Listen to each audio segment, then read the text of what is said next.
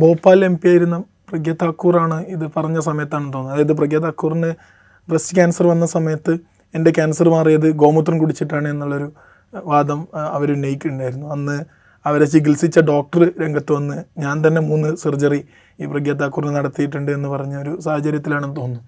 ഇതുപോലെ ഒരുപാട് BJPയുടെ MLA മാർ തന്നെ ഗോമൂത്രം കുടിക്കുന്ന വീഡിയോ പങ്കുവെക്കുന്നതൊക്കെ നമ്മൾ കണ്ടിട്ടുണ്ട്. ബറേലിയിലെ Indian institute of veterinary research ആണെന്ന് തോന്നുന്നു, അവരുടെ ഒരു സ്റ്റഡി ഉണ്ട്. അതായത് ഒതൻറ്റിക്കായിട്ട് വന്ന ഗോമൂത്രം മനുഷ്യൻ്റെ മൂത്രം പോലെ തന്നെ 14 ബാക്ടീരിയകൾ അതിലുണ്ട്, അടങ്ങിയിട്ടുണ്ട്. അതിൽ ഒന്ന് മാരകമായ വയറിന് വരെ ഇൻഫെക്ഷൻ ഉണ്ടാക്കുന്ന രൂപത്തിലുള്ള ബാക്ടീരിയകളാണ് എന്ന് ഇങ്ങനെയുള്ളൊരു കണ്ടെത്തൽ നടത്തിയിട്ടുണ്ട്. പഠനമുണ്ട്, റിസർച്ച് ഗേറ്റിൽ അത് പബ്ലിഷ് ചെയ്തിട്ടുണ്ട്. ഞാനിന്നത് റെഫർ ചെയ്ത സമയത്ത് വായിക്കുകയുണ്ടായിരുന്നു. ഇതൊരു ഔദ്യോഗിക പഠനമാണ്. അതിൻ്റെ അപകടം അവിടെ ഉണ്ട്. അങ്ങനെയാണെങ്കിൽ ഇവരിത് എൻഡോസ് ചെയ്യുന്ന ഗോമൂത്രം കുടിക്കാൻ ഇതിനൊക്കെ ഈ സാധാരണക്കാരായ മനുഷ്യരെ പ്രേരിപ്പിക്കുന്ന, അതുപോലെ ചില സ്വാമിമാർ ഇതിനെ ഇങ്ങനെ നിരന്തരം പ്രോത്സാഹിപ്പിക്കുന്നുണ്ട്. ഇത് വലിയ അപകടം ചെയ്യല്ലേ ചെയ്യുന്നത്? സംശയമൊന്നുമില്ല. ഇതിപ്പോൾ പ്രഗ്യാ സിംഗ് ഠാക്കൂറിൻ്റെ കാര്യം പറഞ്ഞത് BJPയുടെ പാർലമെൻറ്റ് അംഗം എന്നുള്ള ഒറ്റ വിശേഷമല്ല, പാർലമെൻറ്റ് അംഗമായിരുന്നു എന്നുള്ള ഒറ്റ വിശേഷം കൊണ്ട് പ്രഗ്യാ സിംഗ് ഠാക്കൂറിനെ നമുക്ക് ചുരുക്കാൻ പറ്റില്ല. മലേഗാവ് അടക്കമുള്ള സ്ഫോടന കേസുകളിൽ ഹിന്ദുത്വ ഭീകരവാദ ശൃംഖലയുടെ ഭാഗമായിരുന്നു എന്ന് അലിഗേറ്റ് ചെയ്യപ്പെടുന്ന ആ കേസുകളിൽ ആരോപണ വിധേയമായി നിൽക്കുന്ന വ്യക്തിയാണ് ഈ പ്രഗ്യാ സിംഗ് ഠാക്കൂർ എന്ന് പറയുന്നത്. അവരാണ് ഒരിക്കൽ പറയുന്നത് ഗോമൂത്രവും ഇതര പശുവിൻ്റെ മറ്റ് ചില അത് അവശിഷ്ടങ്ങളാണോ അല്ലെങ്കിൽ അതിൻ്റെ വേറെന്തെങ്കിലും സംഗതിയാണോ എന്ന് നമുക്ക് ക്ലിയർ അല്ല, ഇതെല്ലാം കൂടെ ചേർത്ത് കഴിച്ചിട്ടാണ് എൻ്റെ ബ്രസ്റ്റ് ക്യാൻസർ മാറിയത് എന്നാണ് അവർ അവകാശപ്പെട്ടത്. അവരായതുകൊണ്ട് പിന്നെ എന്തും അവകാശപ്പെടാമല്ലോ, അതുകൊണ്ട് പിന്നെ അവകാശപ്പെട്ടു. പക്ഷേ ഡോക്ടർ അത് പറഞ്ഞു, ഞാൻ 3 ശസ്ത്രക്രിയ ഞാൻ തന്നെ നടത്തിയിട്ടുണ്ട് എന്ന് ഡോക്ടർ പിന്നീട് പറയുകയും ചെയ്തു.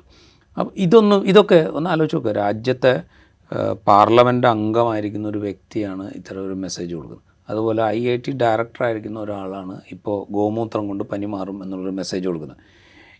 ഇതിപ്പം ഒരു പഠനത്തിൻ്റെ കാര്യം പറഞ്ഞല്ലോ, ഗോമൂത്രത്തിൽ ഇത്ര ശതമാനം ഇത്ര ബാക്ടീരിയകളുണ്ട്, ഇത്ര ഫംഗസ് ഉണ്ട് എന്നൊക്കെ പറഞ്ഞല്ലോ. ഇത് പഠനത്തിൻ്റെ ഒന്നും ആവശ്യമില്ല. കാരണം വെച്ച് കഴിഞ്ഞാൽ എന്താണെങ്കിലും അത് ഹ്യൂമൻ വേസ്റ്റ് ആണെങ്കിലും കൊള്ളാം, മൃഗങ്ങളുടെ വേസ്റ്റ് ആണെങ്കിലും കൊള്ളാം, അതിൽ ശരീരം പുറന്തള്ളുന്ന സംഗതികൾ എന്തായാലും ശരീരത്തിന് ഉൾക്കൊള്ളാൻ കഴിയാത്ത കാര്യങ്ങളാണല്ലോ ശരീരം പുറന്തള്ളുക.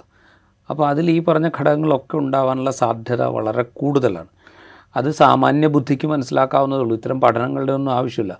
നമ്മളാരും അല്ലെങ്കിൽ മനുഷ്യന്മാരാരും ഗോമൂത്രം വളരെ വിശിഷ്ടമാണ് എന്ന് സ്വമേധയാ വിചാരിക്കുകയും അത് കുടിക്കുകയും ചെയ്യാറില്ലല്ലോ.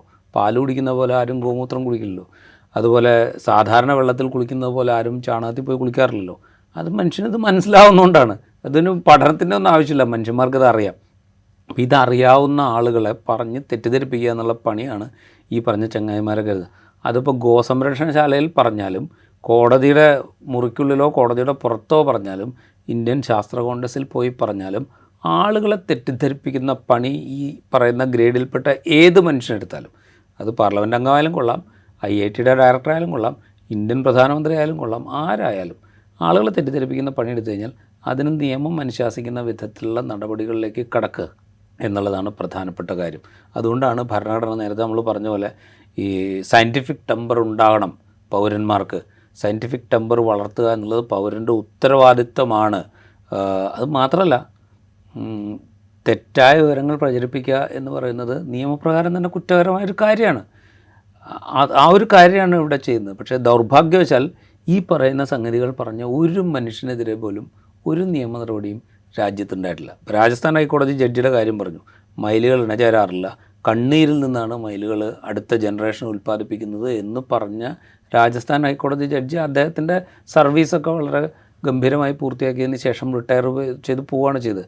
ഇങ്ങനെ വിഡ്ഢിത്തം പറയുന്ന ഒരാൾ എങ്ങനെയാണ് നീതിപൂർവമായിട്ട് കേസുകൾ വിചാരണ ചെയ്ത് വിധി പറയുക എന്ന് ആലോചിക്കാനുള്ള ഒരു യുക്തിബോധമോ ചിന്തയോ നമ്മുടെ സമൂഹത്തിനുണ്ടായില്ല, ഉയർന്ന ജുഡീഷ്യറിക്കും ഉണ്ടായില്ല. ആ അവസ്ഥയാണ് നിലനിൽക്കുന്നത്. അതാണ് ഈ കാമകോടിയെ പോലെയുള്ള ആളുകളെ പുതിയ സിദ്ധാന്തങ്ങൾ അവതരിപ്പിക്കാനായിട്ട് പ്രേരിപ്പിക്കുന്നതെന്നാണ് ഞാൻ വിചാരിക്കുന്നത്.